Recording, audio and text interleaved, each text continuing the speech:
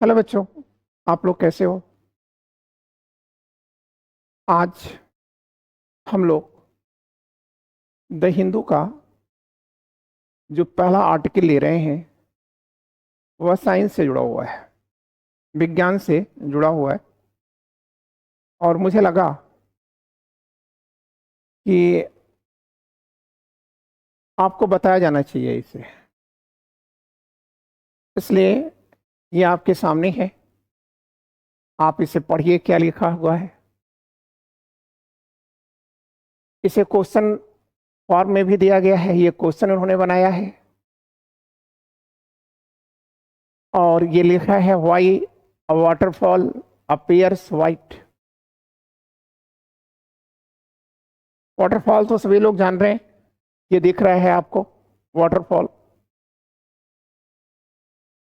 फिर इनका कहना है कि जो वाटरफॉल है ये सफेद क्यों दिखता है, जबकि पानी का कलर कैसा है। पानी तो कलर होगा ही नहीं, अगर पानी में कलर आ गया तो कॉन्टिमिनेटेड हो जाएगा, इम्प्योर वाटर हो जाएगा।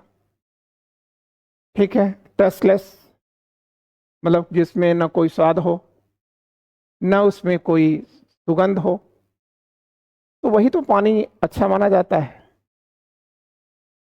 ठीक है, लेकिन यहां कह रहा है कि इस पानी में व्हाइट की बात कर रहा है और ये पूछ रहा है कि ये व्हाइट क्यों दिखता है। क्लियर? फिर इन्होंने चलते चलते जब ये नीचे आए हैं, फिर इन्होंने कहा चीनी क्यों सफेद दिखती है। फिर इन्होंने कहा कि जो कोहरा होता है वो सफेद क्यों दिखता है। फिर इनका ये कहना है ये बादल क्यों सफेद दिखता है। फिर ये पाउडर जो हम लोग शरीर में लगाते हैं टेल्कम पाउडर, वो व्हाइट क्यों दिखता है। ये सारी की सारी चीजों का आंसर इन्होंने देने की कोशिश किया है। ठीक है, तो आंसर तो इन्होंने पहले लाइन में ही दे दिया है। क्या लाइन में आंसर दिया इन्होंने? पहला ये कह रहे हैं कि when all colors are reflected from the surface of an object। ठीक है, यदि किसी ऑब्जेक्ट के सरफेस से, ठीक है, सभी किरणें रिफ्लेक्ट हो जाएं, मतलब वापस चली जाएं, तो वह ऑब्जेक्ट सफेद दिखेगा। ठीक है, इसका मतलब यहां ये मौन रूप से क्या कह गए, उन्होंने कहा, इसमें इन्होंने ये कहा है कि देखो मनुष्य रंग नहीं बनाता। ठीक है, अपितु रंग बनने की परिस्थितियां निर्मित करता है। रंग और ऊर्जा, एनर्जी का जो स्रोत है ना, वह स्रोत तो सूर्य है। क्लियर? सूर्य की जो रेज है ना, उसी में कलर है। तो अब ये कह रहे हैं कि यदि कोई पिगमेंट, कोई पेंट, कोई ऑब्जेक्ट सन रेज को अगर कंप्लीटली रिफ्लेक्ट कर दे या वापस कर दे, तो वह कैसा दिखेगा? सफेद दिखेगा। लेकिन यदि उसे कंप्लीटली एब्जॉर्व कर दे, तो सफेद का उल्टा क्या होता है? काला, तो वह काला दिखने लगेगा। क्लियर? अब इन्होंने एक नीचे ये वाला जो पोर्शन लिखा, जिसको हमने पीले में कर दिया, वो आपको समझाने के लिए बहुत अच्छा उन्होंने लिखा। क्या लिखा? कि भाई देखो, पेंट सफेद नहीं होता, सफेद पेंट सफेद नहीं होता। ठीक है, बहुत ऊंची बात कर रहे हैं ये कह रहे हैं अपित इसमें जिंक ऑक्साइड डाला जाता है। पेंट में, सफेद पेंट में जिंक ऑक्साइड होता है। और क्या बता रहे हैं ये,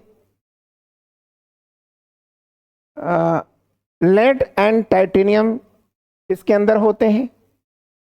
ठीक है, क्या क्या होता है इन्होंने, एक तो इन्होंने कहा लेड होता है, दूसरा कहा टाइटेनियम होता है, तीसरा कहा ये जिंक ऑक्साइड होता है। तो ये जिंक ऑक्साइड अगर किसी पिगमेंट में या किसी लिक्विड में या वस्तु में डाल दिया जाए, ठीक है, तो वह सनरेज को कंप्लीटली रिफ्लेक्ट कर देते हैं, ठीक है। और जब वो कंप्लीटली रिफ्लेक्ट कर देंगे तो वो वस्तु वाइट दिखेगी, नहीं रिफ्लेक्ट कर पाए तो ब्लैक हो जाएगी, ठीक है। अब यहां आप समझ लेना, ठीक है, इसका फेनोमेना समझो। ये इतनी सी बात नहीं है जितनी आपने समझ लिया, छोटे में लिखा हुआ, ये बहुत वाइड मैटर है, ठीक है। अब देखो, इस मैटर को आपने समझ लिया ना, इसका मतलब हमको दो चीजें अभी और बतानी है, रिफ्लेक्शन और रिफ्रैक्शन, ठीक है। और तीसरा चीज, इस मैटर को जोड़ना कहां से है, ठीक है। तो आप कहोगे कि सर ग्लोबल वार्मिंग से जोड़ देना है, ग्लेशियल पिघल क्यों रहा है इससे जोड़ देना है, ठीक है। और अगर आप जोड़ना नहीं जानते तो जोड़ना सीख लीजिए, ठीक है। विज्ञान को अगर आप अपने व्यवहारिक जीवन से नहीं जोड़ सकते, या किसी विषय को अगर आप दूसरे विषय से नहीं जोड़ सकते, तो यह आपकी कमी है, आपको इसे दूर करना होगा। क्लियर? तो अब हम आपको एक बात बताते हैं कि जब सनरेज को ब्लैक चीज क्या करेगी,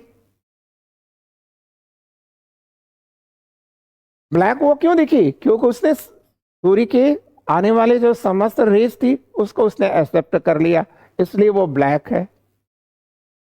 तो जब आप गाड़ी चलाते हो या धुआं निकालते हो, कुछ भी करते हो, तो निकालते क्या हो आप, कार्बन डाइऑक्साइड निकाल रहे हो ना। तो आप कार्बन डाइऑक्साइड को भूल जाओ, आप बस इतना याद रखो कि आप कार्बन निकाल रहे हो, और कार्बन क्या होता है, वो ब्लैक होता है ना, ठीक। तो अब ये जो ब्लैक कार्बन है, जब ये ग्लेशियल में जो व्हाइट ग्लेशियल बना हुआ है, ठीक है, जब इस व्हाइट ग्लेशियल पर ये पहुंचेगा, ठीक है, तो वहां ये चिपक जाता है, और जब ये चिपक जाता है तो जो सन से आने वाली रेज है, उस सन रेज को वह एब्जॉर्ब करता चला जाता है, और परिणाम क्या होता है, ठीक है। जो ग्लेशियल है वो दो कारणों से मेल्ट करने लगते हैं, एक तो कार्बन डाइऑक्साइड का जो आपने बादल बनाया है, जिसे आप ग्रीन हाउस इफेक्ट कर रहे हो उससे, और दूसरा ये जो आपने बर्फ में, आइस में ये जो कार्बन चिपका करके उसे काला कर दिया है, उसके कारण वहां का टेम्परेचर बहुत हो जाता है, ठीक है। परिणाम क्या हो रहा है, ग्लेशियल पिघल रहा है। अभी आपने देखा कि कल के समाचार में क्या था कि बेंजुला, जहां पर अब तक 6 ग्लेशियल थे, आज अफसोस हमें है कि हमारे कारण आज बेंजुला के ग्लेशियल पिघल चुके हैं, ठीक। क्लियर? तो आप देख रहे हैं ये मैटर हमने आपको समझा दिया। लेकिन रिफ्लेक्शन और रिफ्रैक्शन, देखिए रिफ्रैक्शन ना पढ़ करके, ठीक है, दो बातें होती हैं जी, एक होता है रिफ्लेक्शन, ठीक है, और दूसरा होता है रिफ्रैक्शन। रिफ्रैक्शन या रिफर इन एक्शन, ठीक है, रिफर इन एक्शन। तो रिफ्लेक्शन क्या है, ठीक है, तो इसका मतलब, रिफ्लेक्शन का मतलब है, मान लीजिए कि यह एक ऑब्जेक्ट है, इस पर सनरेज आ रही है, और ये सनरेज जैसे यहां पड़ी तो ये शीशे की भांति, ये जो ऑब्जेक्ट है इसका जो सरफेस है इसने इसे क्या किया, वापस कर दिया, तो इसी को रिफ्लेक्शन कहते हैं। ठीक, क्लियर। अब अगर ये वापस चला गया, ठीक है, चला गया, वापस चला गया, हमारे अंतरिक्ष से बाहर हो गया, हमारे जो आकाश है इससे बाहर हो गया, ओके। और अगर ये नहीं बाहर हो सका तो वही है कार्बन डाइऑक्साइड का ब्लैंकेट, यही क्या करता है, ग्रीन हाउस इफेक्ट को जन्म देता है और हमारी पृथ्वी धीरे धीरे गर्म होती चली जाती है। और एक दिन ऐसा आता है कि हम अगर संभले नहीं तो यह संभलने का अवसर नहीं देगी। आपने ये भी समझ लिया, ठीक है। तो रिफ्लेक्शन अगर कंप्लीटली, सन रेज अगर कंप्लीट रिफ्लेक्ट कर दे, मतलब वापस कर दे, तो आप कहेंगे वो सर वस्तु सफेद दिखेगी। लेकिन कह रहा है रिफर इन एक्शन, मतलब रिफ्रैक्शन, तो इसका मतलब ये हो गया कि जब हम एक लाइटर मीडियम, लाइटर मतलब रेयर होता है, रेयर मतलब आप कह सकते हैं हल्का, ठीक है, लाइट मीडियम से जब आप डेंस, डेंस मतलब सघन है, ठीक है, कंपैक्ट मीडियम में जब आप एंटर करते हैं तो यह लाइट का कैरेक्टर होता है कि वह अपने मार्ग से क्या होती है, डाइवर्ट कर जाती है। डाइवर्ट मतलब थोड़ा तिरछे हो जाती है या विचलित हो जाती है, ठीक है ना, तो उसी को रिफ्लेक्शन कहते हैं। आप याद रखिएगा, इसमें इसने कहा है, ये पोर्शन में कहा कि लेकिन यह सफेद कब दिखेगा, जब आप एक दिशा से एक एंगल से देखेंगे, ठीक है। इसका मतलब जब आप एक दिशा और एक एंगल से देख रहे हैं तो आप रिफ्लेक्शन देखेंगे। लेकिन दूसरी तरफ कह रहा है कि यदि आप दूसरे दिशा में यूं करके देख रहे हैं, ठीक है, मतलब अपनी पोजीशन आप बदल दिए, तो इसका मतलब आप किसको देख रहे हैं, ये लाइट, ठीक है, जो कि अपने मार्ग से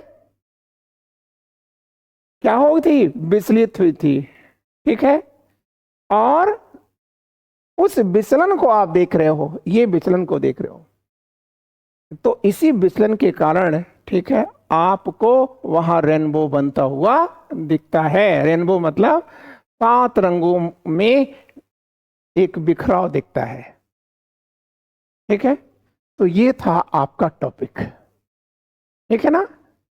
अब ये चीज जो हमने अभी कहा कि आपको अपना डायरेक्शन नहीं बदलना है, एक जगह से देखेंगे, एक कंसंट्रेट होकर के वन दिशा में देखेंगे, ठीक है, एक स्थान से एक ही दिशा में देखेंगे, तब वो दिखेगा। क्योंकि लिख रहा है C waterfall white light should not be directional,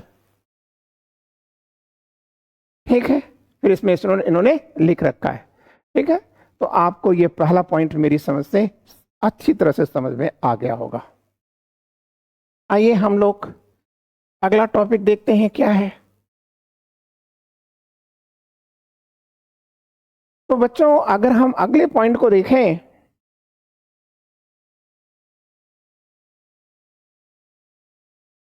तो देखो इसमें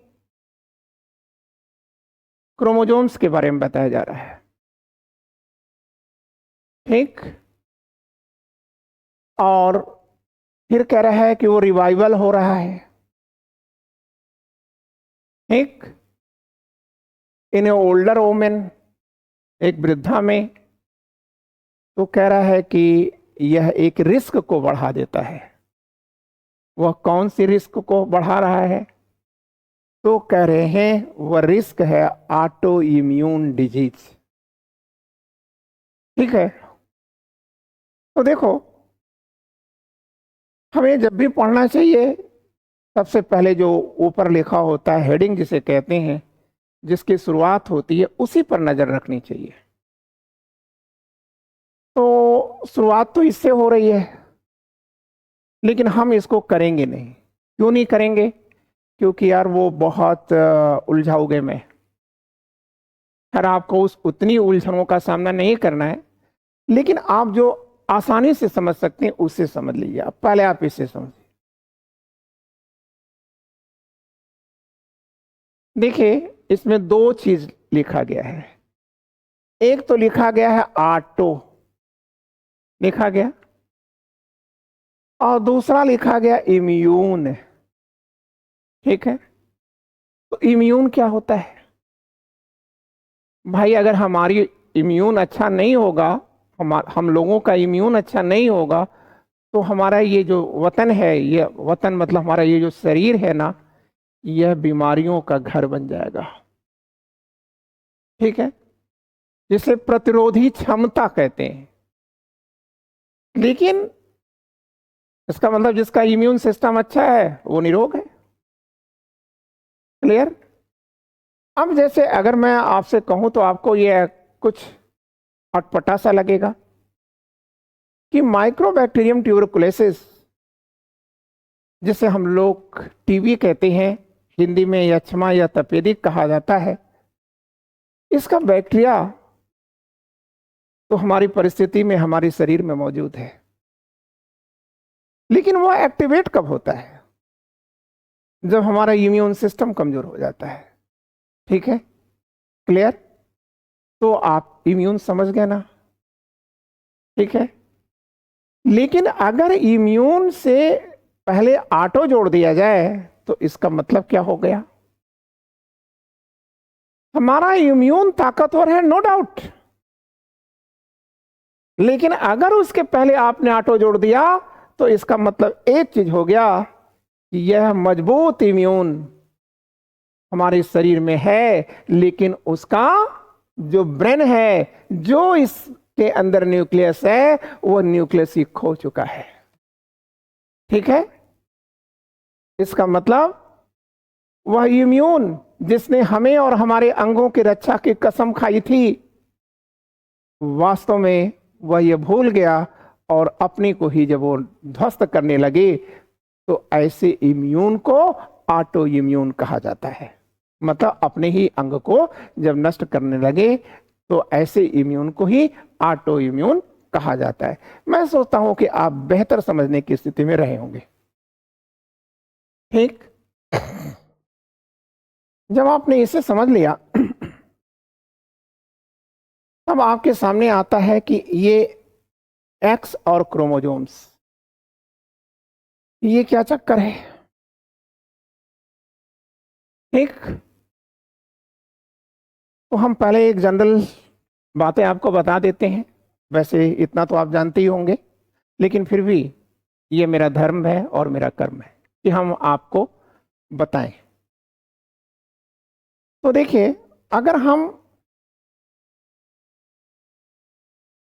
ये कहें कि मैं पुरुष हूं, वो स्त्री है, तो इसका कारण क्या है? तो आप कहोगे सर इसका कारण बायोलॉजिकल डिस्क्रिमिनेशन है। अब ये जो बायोलॉजिकल डिस्क्रिमिनेशन है, जैविक विभेद है, यह जैविक विभेद होता क्यों है? तो आप कहोगे सर वो जैविक विभेद का एक कारण है और वह है क्रोमोसोम्स। ठीक, और ये जो क्रोमोसोम्स होता है, यह हमारे अंदर कितना होता है? 46 होता है, और ये 46 सदैव पेयर में होते हैं, तो इसका मतलब 23 पेयर होता है। 23 इधर इक्वल टू 46 हो गया। अब देखो, इसमें कह रहा है कि 22 और 22, ये जो पेयर हैं, ये तो मेल में भी और फीमेल में भी, दोनों में समान होते हैं। जो लास्ट 23वां पेयर होता है, ठीक है, वह लेडीज में तो एक्स एक्स ही रहेगा, लेकिन मेल में थोड़ा बदल जाता है, मतलब ये वाई हो जाता है। ठीक है, और इसी के कारण यह मेल है, ठीक, और इसी के कारण यह फीमेल है। लेकिन अब आप यहां याद रखिएगा, फिजिकली मनुष्य स्ट्रांग, पुरुष स्ट्रांग दिखता हो, पुरुष मतलब मेल स्ट्रांग दिखता जरूर है, लेकिन बायोलॉजिकली अगर आप देखें तो वह सबसे पहले मरता है। ठीक, क्लियर? मतलब पतियों की आयु से, सामान्य की मैंने बात किया, ऐसे छोड़ दीजिए, हमेशा ज्यादा होती है। इसका मतलब मैं दूसरे शब्दों में कहूं तो आपके माइंड में शायद याद रहे, वैसे अप्रिय बातें हैं, लेकिन फिर भी अगर साध्य अच्छा है तो कोई बात नहीं है। इसका मतलब औरतें विधवा ज्यादा होती हैं। ठीक है, क्यों? क्योंकि वाई गया, पुरुष गया, लेकिन यहां पर यक्ष गया तो उसका स्थान लेने के लिए दूसरा यक्ष आ जाता है, लेकिन वाई का कोई विकल्प नहीं है। तो एक चीज तो आपने ये भी चीज सीख लिया, ठीक है। अब ये भी आपने जान लिया कि कौन स्त्री है कौन पुरुष है, लेकिन एक चीज देखिए, कह रहा है कि यदि एक्स पर कोई डिजीज का कैरेक्टर आ जाए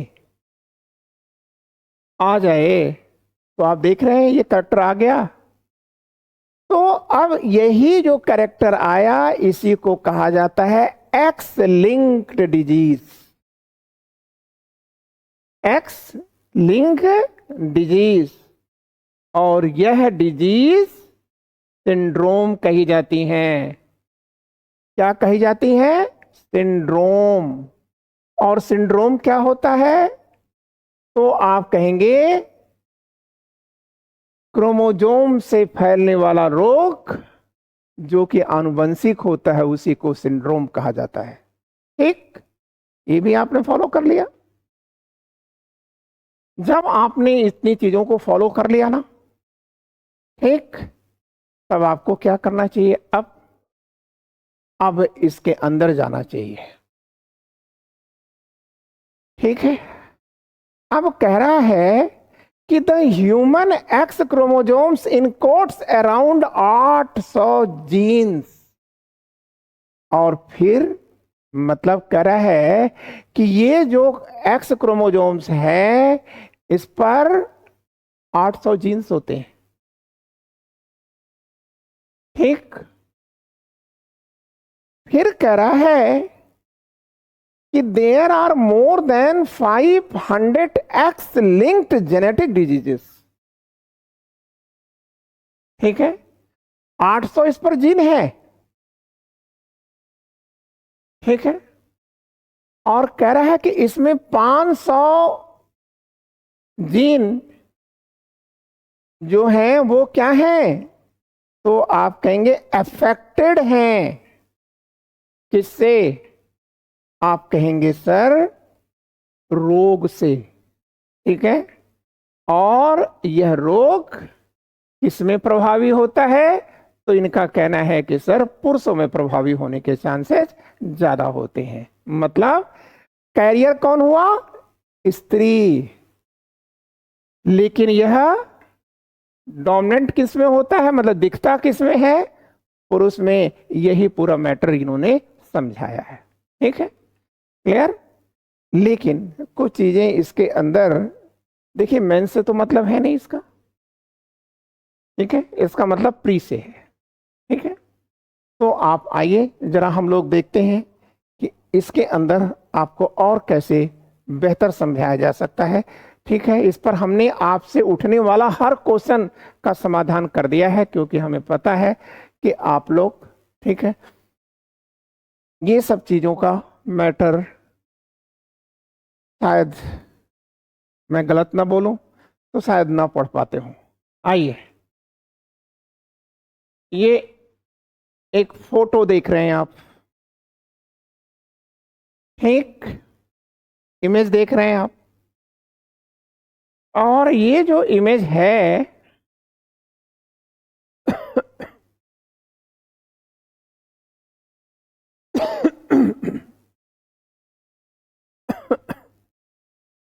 तो इसमें ये जो इमेज आप देख रहे हैं ना, इसमें क्या दिख रहा है आपको? एक कोशिका दिख रही है, सेल दिख रहा है, दिख रही है सेल। अब ये जो सेल है, ये देख रहा है आपको सेल, ये देखिए दिख रही है, ठीक है। और कह रहा है ये क्या दिख रहा है? ये न्यूक्लियस दिख रहा है, ठीक है। और यहां पर आप देख रहे हैं न्यूक्लियस के अंदर ये क्रोमोसोम्स दिखाया जा रहा है, ठीक, क्लियर हो गया? अब कह दीजिएगा कि सर इसी क्रोमोसोम्स पर, आइए हम अपनी भाषा में समझाते, इसको छोड़ दीजिए। देखो सुनो, ये देखो ये क्रोमोसोम्स ऐसे बना लो आप, ठीक है। तो अगर आपने ये क्रोमोसोम्स देखा ना, तो आप एक काम करो, अब इसमें से भी आप एक फिलामेंट को बाहर करो, ठीक है। तो देखो हम इसको बाहर कर रहे हैं, ए इतना बाहर कर लिया, एक निकाल लिया, ठीक है। अब इसी क्रोमोसोम्स पर एक कैरेक्टर लागू होता है, लगा रहता है, और उस कैरेक्टर को कहते हैं जीन। ये जीन है, क्लियर हो गया? अब यही जो जीन है क्या करता है? माता पिता के गुणों को, पूर्वजों के गुणों को, ठीक है, बच्चों के बीच में ले आता है, ठीक है, क्लियर? अब देखो, ठीक है, तो अब यही चीज यहां पर समझाया गया है आपको, ठीक है। कोई मतलब नहीं आपको ये सब करने का, ठीक है। बस आपने ये समझ लिया कि यह साइटोप्लाज्म है, मतलब साइटोप्लाज्म की हिंदी में नहीं कर पा रहा हूं, और ये न्यूक्लियोप्लाज्म है, कोशिका द्रव्य है, नहीं, ये है कोशिका द्रव्य, और ये है केंद्रिका द्रव्य, द्रव्य, ठीक है, द्रव, ठीक है, साइटोप्लाज्म न्यूक्लियोप्लाज्म, ठीक है, क्लियर? और अगर हम इसी दोनों प्लाज्म को जोड़ दें तो वही है प्रोटोप्लाज्म, ठीक है। अगर हम दोनों प्लाज्म को जोड़ दें, न्यूक्लियोप्लाज्म और साइटोप्लाज्म, ठीक है, मतलब कोशिका के न्यूक्लियस के बाहर का जो हिस्सा है उसको जोड़ दें, और अगर इनको जोड़ दें तो इसी को कहते हैं प्रोटोप्लाज्म। और प्रोटोप्लाज्म क्या है? ठीक है, जीवन की सबसे छोटी इकाई है, स्मॉलेस्ट यूनिट ऑफ लाइफ, ठीक है। जीव का हमने नहीं कहा, जीवन की कहा। क्या है जीवन की? प्रोटोप्लाज्म। तो protoplasm is smallest unit of life, ठीक है, लेकिन जीव की, ठीक है, सबसे छोटी इकाई क्या है? ये कोशिका है। क्लियर हो गया आपको? ये पूरा मैटर हो गया ना? अब एक चीज कह रहा है, ठीक है, कि भाई देखो बॉडी हमारी कैसे कैसे वर्क करती है। तो देखो हमने, आप इसे अच्छा कर जाए इसलिए हमने इस पर एमसीक्यू बना दिया है, ठीक है, आप उसे कर लीजिए। ये डीएनए है, डाई न्यूक्लिक एसिड है, यही इसका स्ट्रक्चर है, ठीक है। आगे चलते हैं, क्वेश्चन फॉर्म में आप आ जाइए। कह रहा है क्वेश्चन में कि which are an a ribonucleic acid molecules are involved in the inactivation of X chromosomes. ठीक, which RNA molecules are involved in inactivation of X chromosomes? सुनो, इसका हिंदी करने से आपको मतलब नहीं समझ में आएगा। ऐसे आप समझो, जो क्रोमोजोम्स होता है ना, उस पर जब कोई सेक्स लिंक्ड डिजीज आ जाती है या लिंक्ड डिजीज आ जाती है, chromosomes linked disease, sex linked छोड़िए, ठीक है, लिंक्ड डिजीज आ जाती है, तो अब हमारी बॉडी करती क्या है? उस रोग से लड़ने का जो कार्य करती है उसे क्या कहा जाता है? तो आप कहेंगे सर फिक्स्ड एंटी सेक्स। ठीक है, क्लियर? मतलब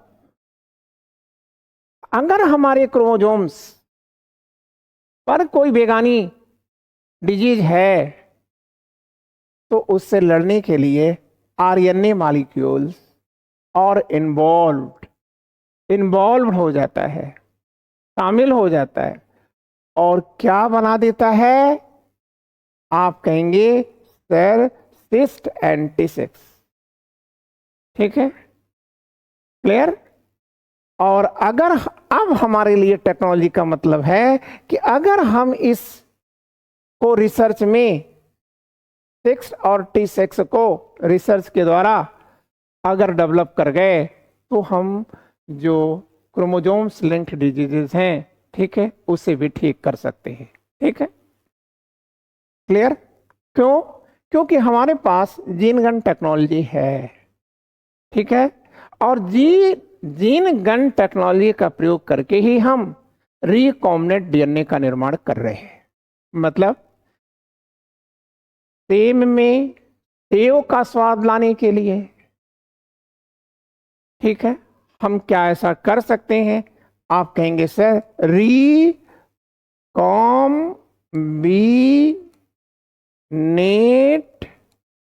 डीएनए का प्रयोग करके हम ऐसा कर सकते हैं। ठीक है, क्लियर? अब जैसे मान लो ये क्रोमोसोम्स है, इस पर ये जीन लगा हुआ है, और ये किसका है? सेव का मान लो है, और ये दूसरा है, ये सेम का है, सेम, और ये सेव का है। ठीक है, क्लियर? अब यही चीज आप रोग से जोड़ लेना। ठीक है, तो हम जानते हैं कि सेव का स्वाद और सेव की आकृति हम नहीं चेंज करते हैं, आप करना चाहो तो कर सकते हो। तो सेव का स्वाद इस सेम में लाना चाहते हैं तो हमको अध्ययन करना पड़ेगा कि इसके लिए कौन सा जीन उत्तरदायी है। तो मान लीजिए हमने देखा ये जीन उत्तरदायी है, ठीक है, तो हमने यहां पर इसको काटने के लिए, ठीक है, क्या किया? जीन गन टेक्नोलॉजी का प्रयोग किया है। ठीक, या लाइगेज नाम का एक एंजाइम होता है। ठीक है, बस इतने से आपका काम हो जाएगा। ठीक है, तो हमने इसका प्रयोग किया, जीन गन टेक्नोलॉजी से इसे निकाल लिया और यहां हमने इसको ट्रांसफर कर दिया। तो इसका मतलब अब सेम में किसका स्वाद आ गया? सेव का स्वाद आ गया। एक वही चीज, ठीक है, अगर हमारा रिसर्च इसमें सफल हो जाता है तो हम इस का निर्माण कर लेते हैं लैब में, तो निश्चय ही आप याद रखें कि हम वह दिन दूर नहीं जब हम सेक्स पर या क्रोमोजोम्स लिंक्ड डिजीज को ठीक कर पाएंगे। ठीक, आगे चलते हैं। अब अगर हम अगली बातें करें तो हमारे सामने आ चुका है क्वेश्चन, कह रहा है which of the following syndrome is a characterised by an extra X chromosomes. देखो जी, कह रहा है कि यदि कोई व्यक्ति है ना, कोई व्यक्ति है, ठीक,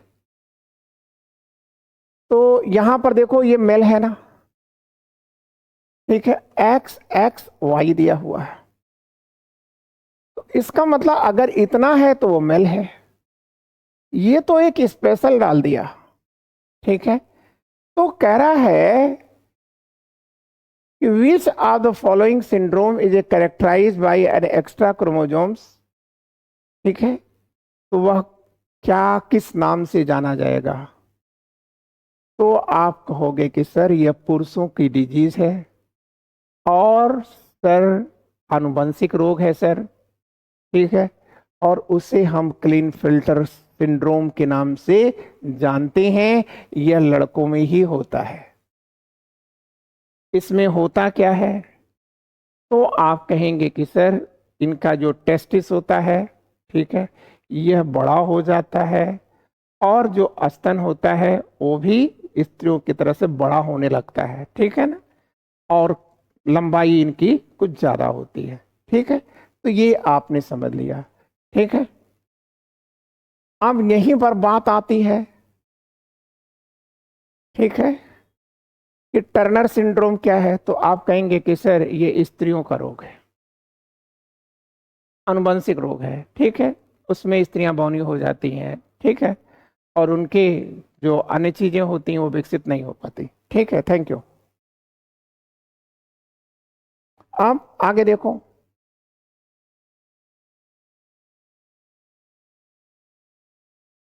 कह रहा है कि what is the cause of ड्यूकेमा मस्कुलर डेस्ट्रोफी।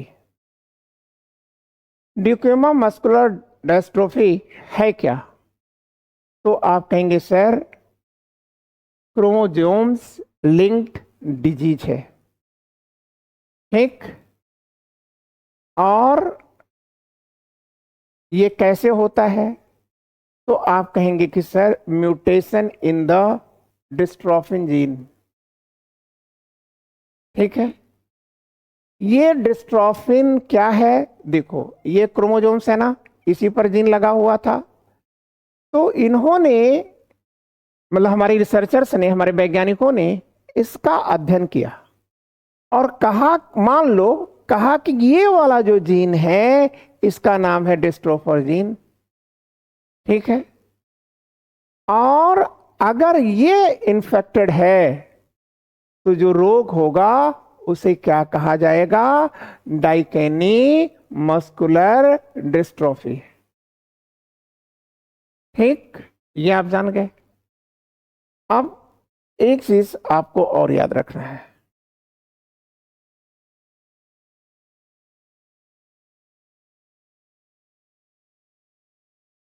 कह रहा है कि which auto immune disease are mentioned as being more common in females than in male. कह रहा है कौन सी वह,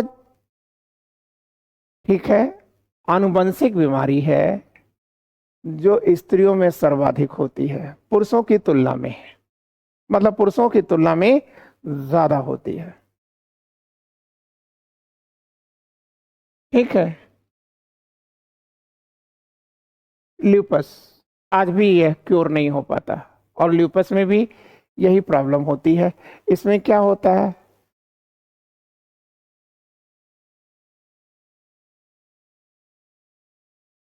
जो ब्लड होते हैं, आर्थियोमेटोसिस होता है इसके अंदर, और एक रिनोमेटिड्स अर्थराइट्स हो जाती है, मतलब एक गठिया रोग है, ठीक है, जोड़ों में होता है, और यह हमारी जो ब्लड सेल्स है उसको ध्वस्त करती है ये ल्यूपस। और ल्यूपस आज भी यह अनक्योरेबल डिजीज है, कोई ट्रीटमेंट नहीं है, ठीक। आगे चलते हैं। अब अगर हम अगला पॉइंट देखें तो आप याद रखिएगा ल्यूपस की बात हमने किया था, और एक चीज कह रहा है कि what border implication do finding about the X chromosomes have for human health and disease। ठीक है, आप इसे देख लें।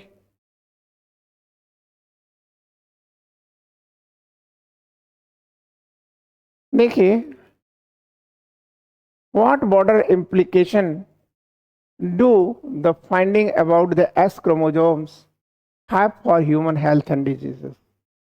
ह्यूमन, देखो सीधी बात करो, ह्यूमन हेल्थ और डिजीजेस के लिए, ठीक है, कौन सा क्रोमोसोम्स उत्तरदायी है, वाई या एक्स?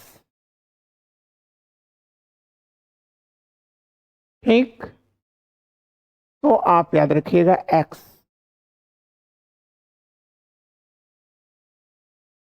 हेल्थ भी करेगा और डिजीज भी ले जाएगा। ठीक, और अब आप अगला पॉइंट देखिए। कोई वहां बहुत परेशान होने की जरूरत नहीं थी।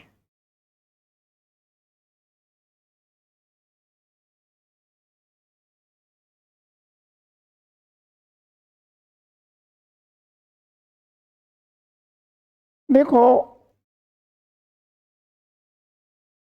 पहले तो इसे आप देखो, ये क्या है। इसमें लिखा है क्लाइमेट चेंज, जलवायु परिवर्तन। फिर कह रहा है अ पासिंग क्लाउड। ठीक है, एक घुमड़ता हुआ बादल या गुजरता हुआ बादल इन इंडियन पॉलिटिक्स, मतलब भारतीय राजनीति पर। ठीक है, ये क्लाइमेट चेंज का, ठीक है, क्लाइमेट चेंज उसके ऊपर से गुजर रहा है भारतीय राजनीति पर। देखो एग्जैक्टली इस पूरे आर्टिकल में है क्या। बच्चों देखो, आज पूरी दुनिया अगर किसी चीज से भयभीत है तो वह किससे भयभीत है? जलवायु परिवर्तन हो रहा है। क्लियर? अब देखो, जलवायु जब परिवर्तन होगा, मतलब गर्मी आ रही है, लगातार बढ़ रही है, क्योंकि ग्रीन हाउस इफेक्ट हो रहा है। अभी हमने किसी आर्टिकल में यह भी कहा भी था कि वेनेजुला का ग्लेशियल अब हमारे बीच नहीं है, और हमारे यहाँ का भी ग्लेशियल जो है, आप बात को समझना, हमारे यहाँ का भी जो ग्लेशियल है ना, वो डे बाय डे यह पिघल रहा है। ग्लेशियर समझ रहे हो ना? बर्फ का अथाह भंडार जो बिलियन ईयर्स में बना है, ठीक है, उसी को ग्लेशियर कहते हैं। और हमारी जो नदियां हैं, जिसे आप कहते हैं कि बारहमासी जो नदियां होती हैं, ये कहां से निकल के आती हैं? ये प्रायः ग्लेशियर से निकलती हैं।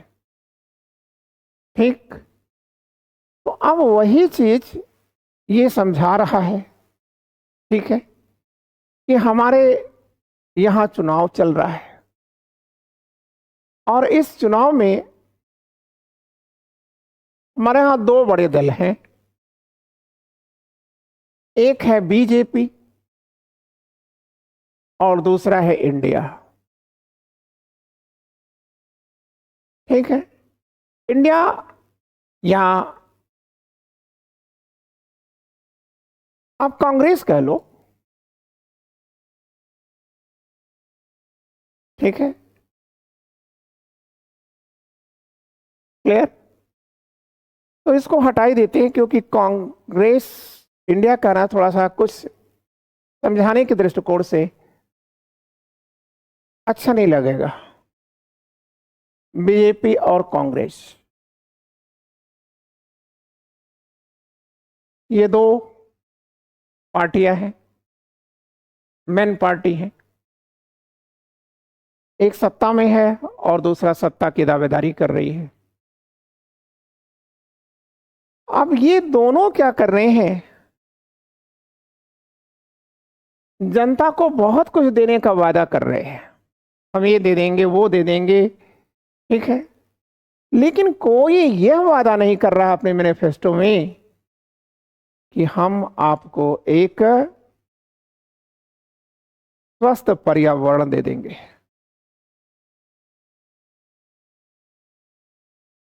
तो वो कह रहा है कि ये चिंता का विषय है। ठीक है, इस आर्टिकल में ये कहा गया कि ये बहुत बड़ी चिंता का विषय है।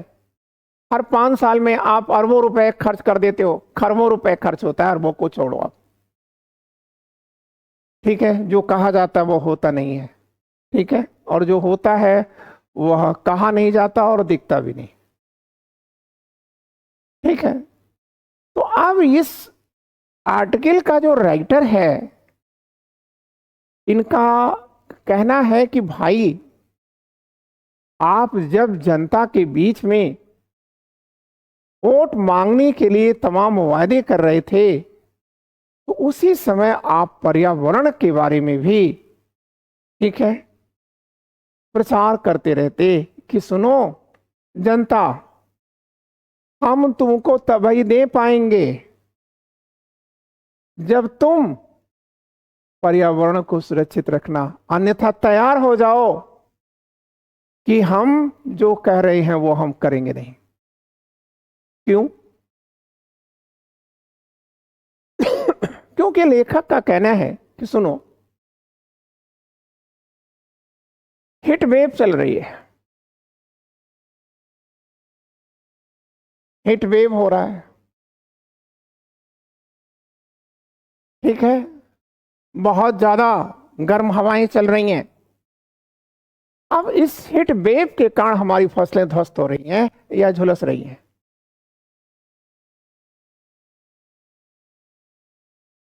तो जब ये फसलें झुलसी, तो इसका मतलब क्या है, हमारा जो फूड सिक्योरिटी है, ये फूड सिक्योरिटी खतरे में आ जाएगी।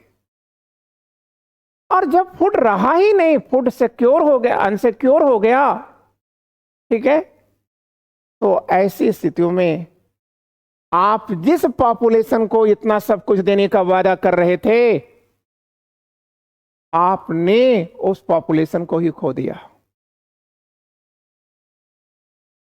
ठीक। अब लेखक कहता है, जैसे आप बात समझिएगा इस बात को, कि इसी समय अगर आप जनता को ये भी बताते रहते, प्रचार करते रहते, जनता को जागरूक करते रहते, तो आपका एक साथ दो काम हो जाता है। एक तो आप ये चुनाव जीतते या हारते, दो में से एक होता, और दूसरी बात, एक जगह आप जीत अवश्य जाते और वह जनता को आप जागरूक करके यह परिस्थिति बना देते कि भाई तुम तैयार हो जाओ, ठीक है, पर्यावरण के अनुकूल रहो, ठीक है। हम जो फैक्ट्रियां लगाने जा रहे हैं, बड़े बड़े, आपने जीडीपी बढ़ाने की बात कर दिया, लेकिन आप जीडीपी बढ़ाने में इतनी दिलचस्पी न रखें, अपितु दिलचस्पी आपके किस में होना चाहिए, आप दिलचस्पी अपनी बढ़ाइए मानव खुशी के लिए, कि आप मानव की खुशी का इंडेक्स बना लीजिए। आपकी मानव खुशी का इंडेक्स क्या है, आप इसको बनाइए, ठीक। तो अब ऐसा तो आप नहीं कर रहे, ठीक है। और आज जो हमारे शहर हैं, ये क्या हो रहे हैं, तो आप कहेंगे कि सर, यह हमारे जो शहर हैं, नगर हैं, यहां अर्बन डोम बन रहा है। अर्बन डोम, डोम मतलब गुंबद, ठीक है, ये अर्बन डोम बन रहा है। और ये जो अर्बन डोम है, ये किसको प्रभावित कर रहा है, तो आप कहेंगे कि सर, यह अर्बन डोम गांवों को प्रभावित कर रहा है। कैसे? अर्बन डोम पहले आप समझ लो, उसके बाद तब आपको समझ में आएगा, नहीं तो रटना पड़ेगा आपको। देखो, मान लो कोई नगर है, अब इस नगर में तमाम गर्मी हो रही है, फैक्ट्रियां चल रही हैं, बिजली चल रही है, गाड़ियां चल रही हैं, सब कुछ चल रहा है। अब यहां से जो चीज टेम्परेचर हीट निकल रही है, ये करती क्या है कि ये यहाँ की गैसों को हल्का कर देती है, और जब ये हल्का हो जाती है तो ये इस शहर के ऊपर एक गुंबद जैसी आकृति बना देती है, ठीक। जब ये गुंबद जैसी आकृति बन गई बच्चों, ठीक है, तो जाहिर सी बात है कि ये हल्की हो गई, ठीक है। और इसके बगल में है हमारा गांव, विलेज, ठीक है, यहां तो प्रदूषण नहीं है, तो यहां की एयर भारी है, ठीक है। तो आप याद रखिएगा, अब उसका परिणाम क्या होगा कि ये हवाएं इधर को आएंगी और ये हवाएं इधर को आएंगी। ठीक है, परिणाम क्या होगा? ठीक है, परिणाम क्या होगा? ये जो हमारा विलेज है यह इसमें प्रदूषित हो चुका होगा। जब ये प्रदूषित होगा तो जाहिर सी बात है कि आप देखिए यहां का माहौल ठंडा है और यहां गर्म है भाई। तो जब दोनों मिलेंगे तो वहां पर एक सम वातावरण, जिसे कहते हैं समशीतोष्ण वातावरण, ह्यूमिड, ठीक है, क्षेत्र का यहां पर विकास होगा। और यह जो पूरा क्षेत्र है भाई, यह पूरा क्षेत्र, यह बैक्टीरिया और वायरस के सृजन में खूब सहयोग देगा। फिर ये फसल हमारी गई, ठीक, हीट वेव के कारण ये बैक्टीरिया और वायरस गया, आया और हमारे लोगों को बीमार करता चला गया, गांव के लोगों को बीमार करता चला गया। ठीक, और पानी, ये पानी भी कम होता जाएगा क्योंकि ग्लेशियर पिघल रहा है। ठीक है, और सर जब ये ग्लेशियर पिघल रहा है तो ये पानी एक न एक दिन खत्म होगा ही होगा। और थर्ड एक बात और आएगी, समुद्रों का लेयर जो है, समुद्रों का जो लेयर है,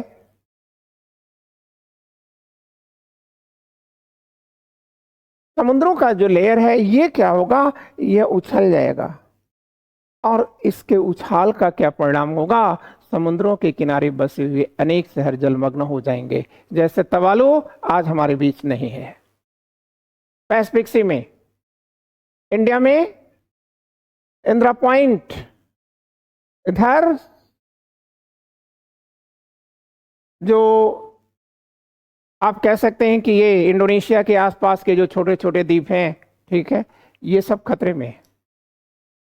ठीक है, तो सब मिला करके यह क्या कहना चाह रहा है कि आप इस चुनाव के दौरान अपने मैनिफेस्टो में लिखे होते और अपने चुनाव के साथ इनका भी प्रचार किए होते।